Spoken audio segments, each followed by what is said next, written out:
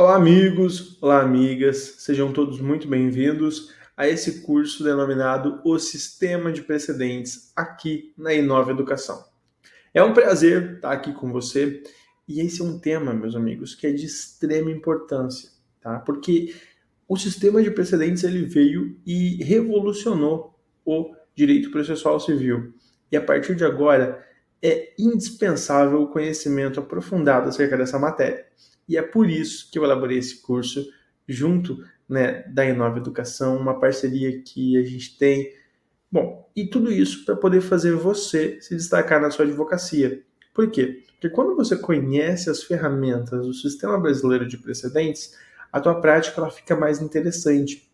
Você pode, inclusive, ter a antecipação de tela recursal e, se você não observar um precedente, é possível que o seu pedido seja julgado improcedente de maneira liminar. Então, assim, ó, extremamente importante você estar ligado aqui no nosso curso e vir aprender conosco. Perfeito?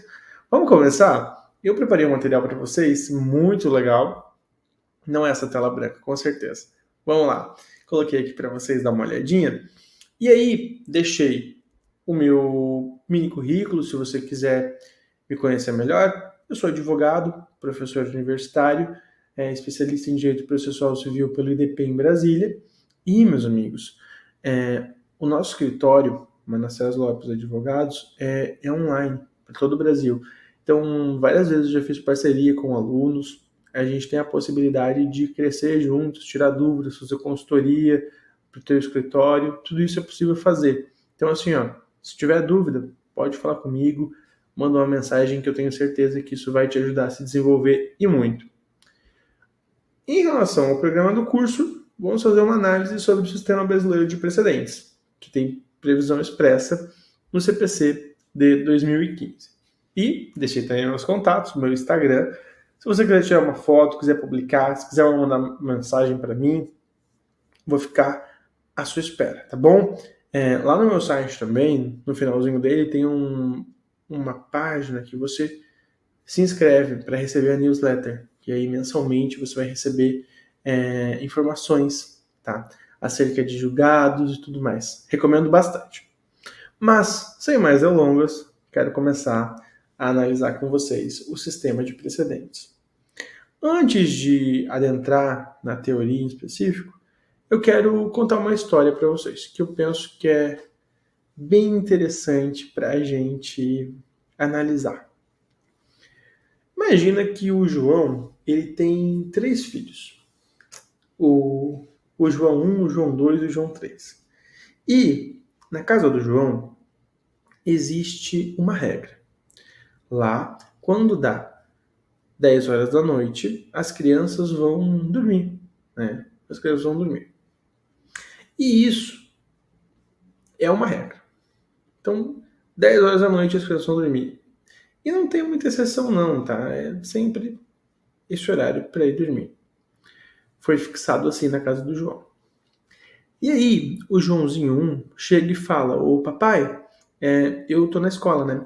E aí, no Globo Repórter dessa sexta-feira, vai ter uma matéria muito importante sobre um assunto que eu estou estudando, que é a geografia de Santa Catarina, por exemplo.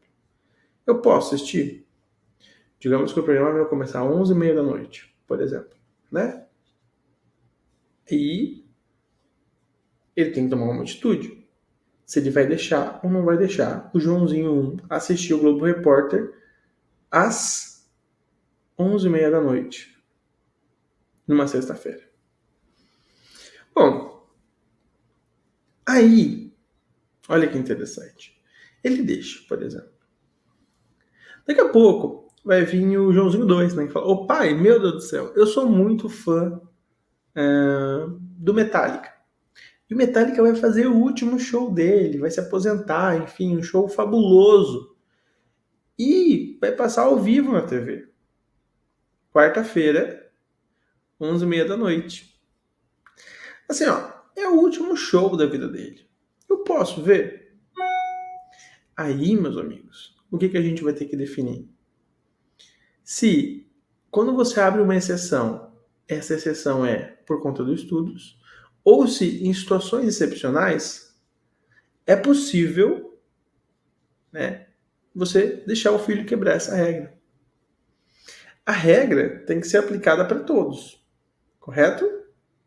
A ideia do precedente é essa. Existe uma regra que é aplicada para todos.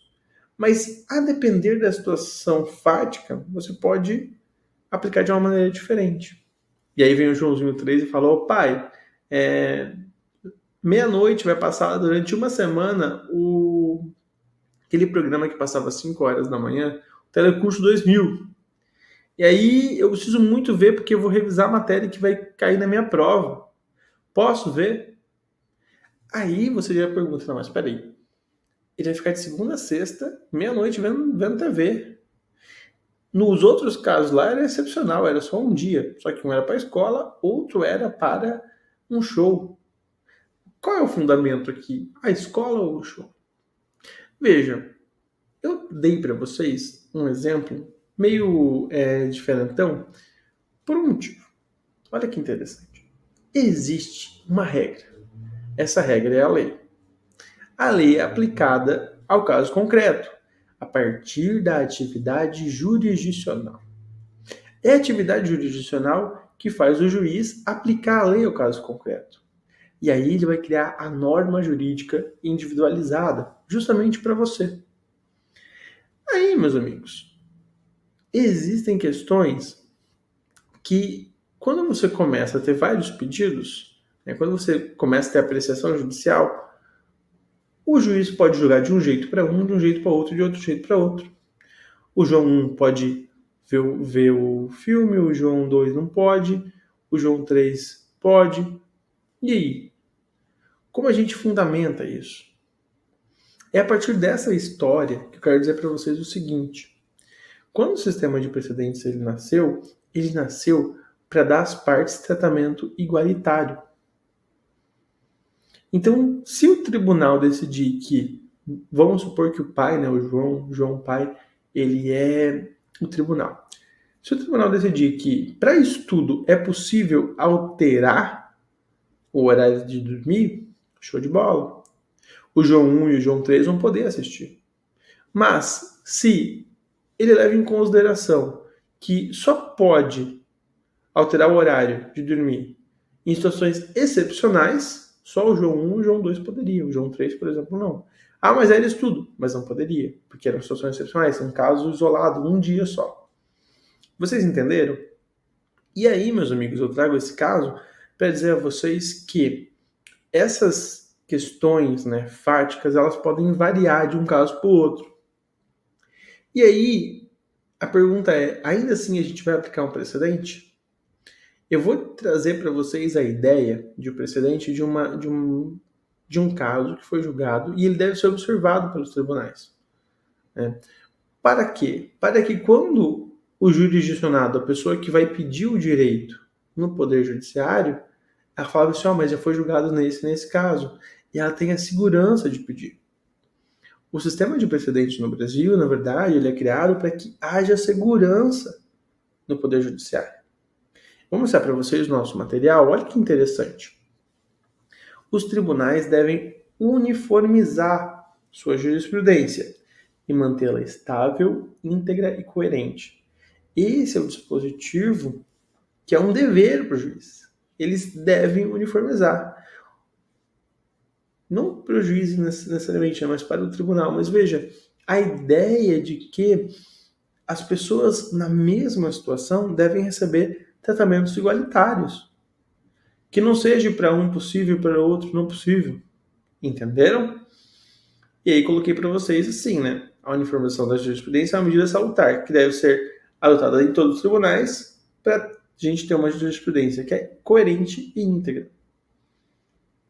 Coerente por quê? Porque no tribunal A vai ser decidido daquele jeito, o tribunal B também daquele jeito, o tribunal C também daquele jeito. Veja, hoje em dia a gente tem recursos especiais que são levados ao STJ porque existe divergência jurisprudencial. Porque cada tribunal entende um jeito. E isso não é bom para o sistema. Por quê? Porque quanto mais divergência jurisprudencial vai ter, mais recursos vai ter. E veja, quando você olha o jurisprudência em números, por exemplo, que é um relatório que é exarado pelo STJ, você vê que é um caos. O número de recursos que as cortes superiores do nosso país julgam, no caso o STF e o STJ, é absurdo, meus amigos. É muito processo. Quando você pega uma corte americana, por exemplo, uma corte americana, você vê que eles julgam lá 40, 50 casos por ano. No Brasil, provavelmente, deve ser uns 40, 50 casos por dia sendo julgados. Tanto é que o número de recursos é muito alto. O STJ, o Supremo, estão muito congestionados. E aí o sistema de precedentes, ele traz a ideia de que a hora que um tribunal julga uma questão, essa questão tem que ser observada pelos tribunais abaixo. Tribunal de Justiça, pelo juiz de primeiro grau, a fim de evitar que o sistema fique conturbado. Eu trouxe para vocês aqui um conceito, né? E aí eu quero explicar esse conceito com aquele caso prático. O precedente em sentido amplo é todo caso utilizado como paradigma para a solução de outro igual ou semelhante. Então, o filho pediu excepcionalmente, conseguiu. O outro pediu excepcionalmente, conseguiu. Tipo, você vai assim, não, mas já tem um precedente, já foi um caso julgado nesse sentido. Foi aberta já uma exceção. Isso em sentido amplo. E no sentido estrito, né, de uma maneira mais, um olhar mais focado, é o fundamento jurídico que dá sustentáculo à decisão judicial, que a gente chama de ratio decidendi, né, que é localizável na fundamentação. Parece um pouco difícil, mas pensa comigo. Quando eu falo para vocês em relação ao fundamento, né? Se o pai fala que só pode porque é excepcional, qual é o fundamento da decisão que permite o filho não dormir às 10 da noite e assistir alguma coisa na TV? O fundamento é que é uma excepcionalidade, vai acontecer uma vez só, não vai acontecer direto. Se o fundamento é a educação, o filho 1 e o filho 3 vão poder assistir. Por quê? Porque estão estudando, estão assistindo TV depois das 10 para poder estudar. Mas, se o fundamento não é a educação, se o fundamento é a educação e excepcionalidade, por exemplo, só o filho 1 poderia. Entenderam? Então, você tem que buscar a ratio decidendi do precedente, que é descobrir qual é o fundamento que foi utilizado para ter aquele precedente. No sistema de precedentes, é comum, é normal, que nós tenhamos dois tipos de precedentes. O primeiro deles são os precedentes persuasivos. O precedente persuasivo, ele não tem força vinculante, né? Ou seja, ele serve para persuadir o julgador, para falar o seguinte para ele: olha, em determinado caso, estava aqui olhando a jurisprudência dessa corte, e já foi julgado dessa maneira. Né? Então você usa o precedente persuasivo para argumentar. O precedente persuasivo, é importante que se fale, ele não é formado em recurso repetitivo. Por quê? Porque os recursos repetitivos, eles nascem, né, para ter natureza vinculante, ou seja, para vincular os tribunais e os juízes de primeiro grau, né, a obedecer aquele precedente. O precedente persuasivo não. Ele é julgado pelas cortes num caso específico, onde aquela decisão não tem efeito para todas as partes, não tem efeito erga omnes, o efeito é inter partes, mas ele serve, meus amigos, para quê? Para que a parte possa, usando aquilo como argumento, né, levar ao Poder Judiciário o seu pedido. De uma maneira muito interessante, que é uma maneira de persuadir o tribunal. Falando, olha, já foi julgado dessa maneira. Então, inclusive, muita gente usa precedentes persuasivos quando vai pegar julgados dos tribunais locais para colocar e mostrar para o juiz de primeiro grau, olha, já foi julgado assim, já foi julgado assim, já foi julgado assim. Entenderam? É bem interessante isso. Então, esses são os precedentes persuasivos, que, obviamente, tem uma grande distinção dos precedentes obrigatórios. Eu até quero que você dê uma pausa nesse vídeo, depois, quando a gente for para o intervalo, e você leia o conteúdo do artigo 927 do CPC. No artigo 927 do CPC, nós teremos uma lista de precedentes obrigatórios. Lá inclusive fala, né? Os juízes observarão os precedentes. Daí vai fazer uma lista. A gente vai trabalhar ele aqui na aula de maneira um pouco mais aprofundada, mas é importante que você conheça essa lista, tá bom? E aí, os precedentes obrigatórios, os órgãos jurisdicionais, seja o tribunal estadual, seja o tribunal regional, seja o juiz de primeiro grau, ele não pode deixar de observar. Por quê? Porque esse precedente ele tem força de lei. É certo que o precedente ele vincula o poder executivo e o poder judiciário. Não vincula o poder legislativo, desculpa, né? O poder legislativo ele pode criar uma lei contrária ao precedente. E aí o precedente perde seu efeito. Mas os precedentes obrigatórios têm força de lei. Um exemplo que eu posso dar a vocês é a súmula do nepotismo, que é uma súmula que fala que é vedado no âmbito da administração pública o nepotismo. Colocar parentes como funcionário público. Até tem uma jurisprudência que fala que, excetuados os casos de cargo de confiança, né, que tem uma natureza de confiança, mas veja, esse é um precedente que ele tem que ser observado. Não pode o governador, não pode o presidente da República, em cargos de natureza técnica, nomear o filho. Não pode nomear a esposa. E esse é um precedente, por exemplo, que está exarado numa súmula vinculante, que tem natureza de precedente obrigatório e deve ser observada tanto pelo Poder Judiciário quanto pelo Poder Executivo. Por quê? Porque ela tem força de lei. Ela é usada justamente para privilegiar que pessoas competentes nas suas áreas técnicas estejam no cargo, e não o filho do governador, e não a esposa do juiz como assessora, né? Ou o esposo da juíza também como assessor. Não pode. Ah, tem um filho aqui, vou colocar como assessor para ganhar 5, 6, 7 mil. Não pode. Obviamente, né, além de ferir a moralidade, mas veja, a ideia de precedente obrigatório, no caso da súmula vinculante que fala do nepotismo, ela tem uma força que vincula não só os tribunais, não só o Poder Judiciário, mas também o Poder Executivo.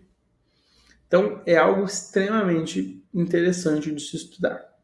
Perfeito? E aí, só para a gente colocar o nosso último slide, eu coloquei aqui um pouquinho da parte histórica, né? Essa ideia que o próprio tribunal ele estaria, né, vinculado à sua jurisprudência não é novo, né? Isso ele já aparece na Constituição de 46, no CPC de 73, e era algo pensado pelo STF desde sua criação, que é 1963, que já é adotado, né, pelo Supremo Tribunal Federal.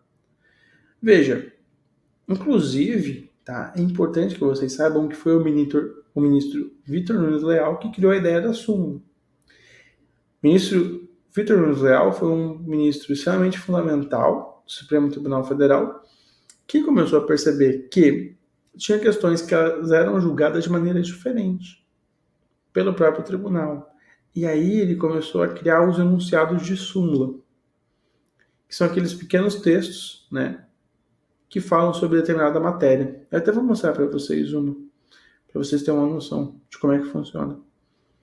Que a súmula é um precedente obrigatório. Perfeito? Eu sei que essa primeira parte ela é um pouco mais teórica, tá? Mas já já a gente vai cair na lista dos precedentes obrigatórios e eu tenho certeza que você vai se aprofundar muito e você vai gostar muito dessa aula. Perfeito, meus queridos? Enquanto isso, dá um Google, pesquisa quem foi o ministro Vitor Nunes Leal. Inclusive, tem uma inteligência artificial no Supremo Tribunal Federal que faz análise de casos em homenagem ao professor e, ministro do Supremo, Victor Nunes Leal. Dá um Google, toma uma aguinha e vem cá para a gente continuar os nossos estudos sobre o sistema brasileiro de precedentes.